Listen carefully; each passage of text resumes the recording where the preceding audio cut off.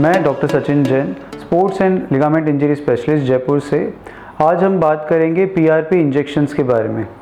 PRP injections क्या होता है और पीआरपी इंजेक्शंस किस किस कंडीशंस में कारगर है और फ़ायदेमंद है और किस किस कंडीशंस में कोई भी फ़ायदा नहीं करता है।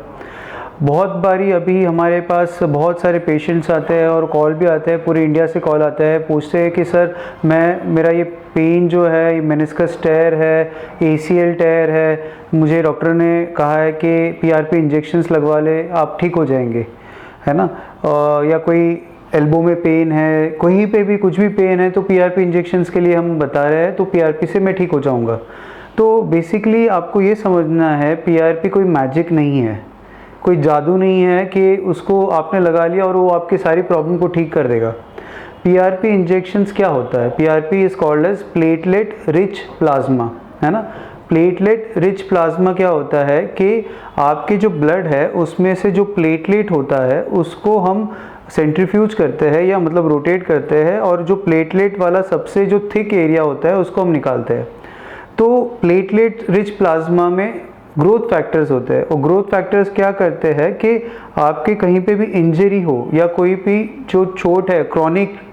चोट है जिसमें वो ठीक नहीं हो पा रही है, उस एरिया में हम इंजेक्शन देते हैं तो वो थोड़ा सा हीलिंग में हेल्प करता है ना। अब कौन से केसेस में पीआरपी इफ़ेक्टिव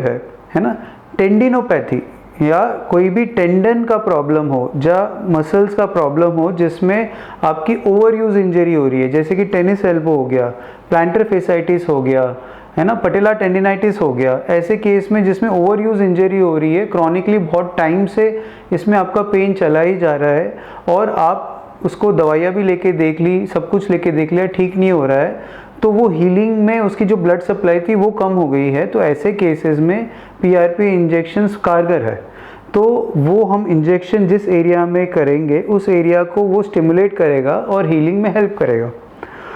नी pain, knee osteoarthritis, meniscus tear, अगर अक्यूट नहीं है, अक्यूट होता है तो उसमें टेयर होता है तो ऑलरेडी ब्लड ऑलरेडी उसमें जमा है, बॉडी ने उसमें ऑलरेडी ग्रोथ फैक्टर्स भेजे हुए हैं ताकि वो ग्रोथ कर ले। बट जो ओल्ड केसेस हो जाते हैं, पुराने केसेस हो जाते हैं, अगर हमने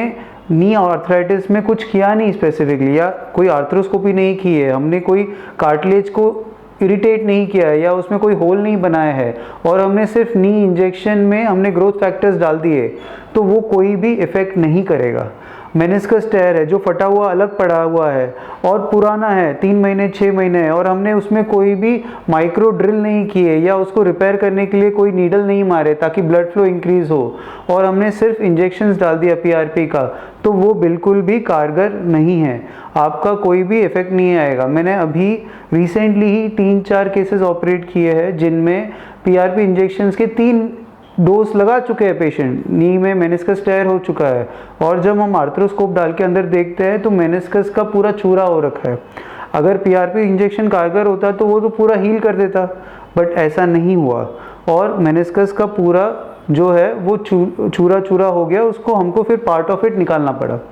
तो आपको ये समझना पड़ेगा कि स्पेसिफिक गाइडलाइंस होती है पीआरपी की, उसी केसेस में आप पीआरपी इंजेक्शंस लगवाएं, ना कि हर केस या हर ट्रीटमेंट के लिए आपको पीआरपी इंजेक्शन लगवाना है और आप ठीक हो जाओगे।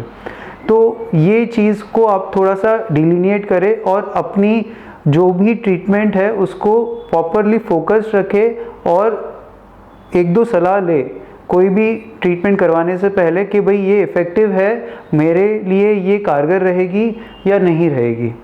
रोटेटर कफ टेयर्स है, पार्शियल टेयर्स है, कंप्लीट टेयर नहीं है, थोड़ा सा फटा हुआ है, तो अगर आपने रेस्ट कर लिया तो भी ठीक हो सकता है, बट अगर उसको हेल्प करने के लिए आपको चाहिए तो पीआरपी थोड़ा सा काम कर सकता है, बट दैट इज़ इक्विवेलेंट, अगर रेस्ट भी करोगे तो भी ये हील होने के चांसेस अच्छे हैं। फिर भी नहीं हील हो रहा है तो पीआरपी करवाने में फ़ायदा है, ठीक है। तो आई होप आपको इस वीडियो से पीआरपी इंजेक्शंस के बारे में कोई जानकारी मिली है, और आपको अपनी पीआरपी इंजेक्शंस की कोई भी ट्रीटमेंट करवाने से पहले आप इस वीडियो को देखोगे और समझोगे, और अपनी ट्रीटमेंट करवाने से पहले 2 बार सोच के फिर करवाइएगा। Thank you so much.